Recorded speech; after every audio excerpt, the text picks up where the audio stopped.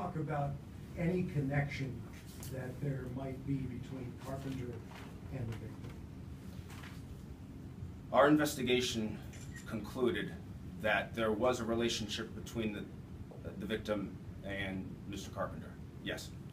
Can you go into, not specifics, if you have to be general, what that relationship was? Was she a social worker for him or someone in his family, or was it in other areas?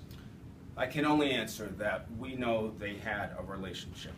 The status of that relationship is not something I'm going to divulge right now, but they were known to each other. And Chief, after the fire back in December, you said that the victim had sustained injuries that were unrelated to the fire. Is it clear at all whether she died before the fire started or afterward? For me, that would be speculation. We do believe, though, that she expired, she died, before the fire was set. You mentioned tampering with evidence as one of the charges. If you can elaborate on that. I unfortunately can't elaborate on what brought us that charge. Chief, I assume you guys questioned the suspect. Did he admit any involvement in it, or did he deny it? That's information I'm not going to divulge at this time. And again, I want to respect the job that the New Haven State's Attorney's Office has to do moving forward, and Do you have find unnecessary to release information that would harm them. Do you have an address for Benjamin? Captain Smith, did we push out his address?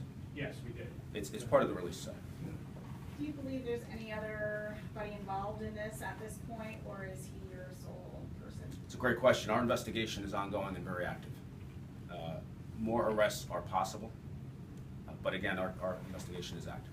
Chief, can you tell us why this car ended up in New Haven being burned there? Was there some connection that Mr. Carpenter had to someone in New Haven? That's a significant piece of the investigation and how we pieced the puzzle together. And so I can't speak about that right now. Again, I want to respect the process as it's going to move forward from here. Chief, can you talk at all about what the key factors in cracking the case might have been? Did you guys get a tip on that, or was there evidence developed that led you guys to him? Great police work, cooperation from people who had information. Those are the two most significant factors that I can say about that. As far as his history, did he have any history with police prior to this arrest?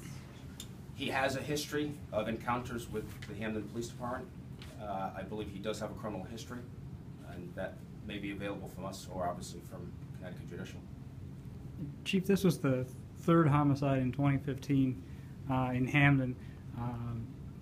First off, how does it feel to have an arrest made in one of those? Because I think people in town were a little bit, frankly, apprehensive about that, especially since it came so close to the other two. How does it feel to have a suspect in custody, and just have there been any developments in that other case with the two gentlemen who were found in the car? That investigation has moved forward, not to the point where we can effect an arrest. You asked me how it feels. It feels very satisfying, not only for our people that put so much hard work into the investigation. It feels very satisfying for the family and how we feel about the family. What can you tell us about the victim, like in talking to the family and whatnot? She was well liked in her neighborhood. We know that. She was very friendly in her neighborhood. You know, beyond that, I would defer to the family.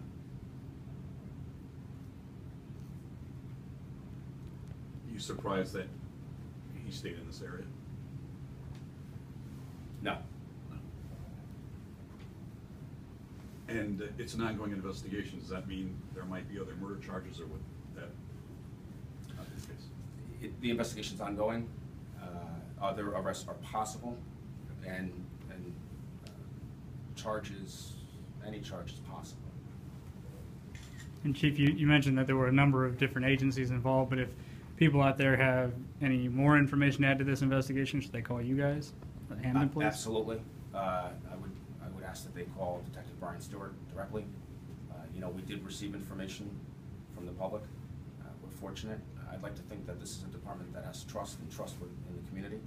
That's very important in investigations like this.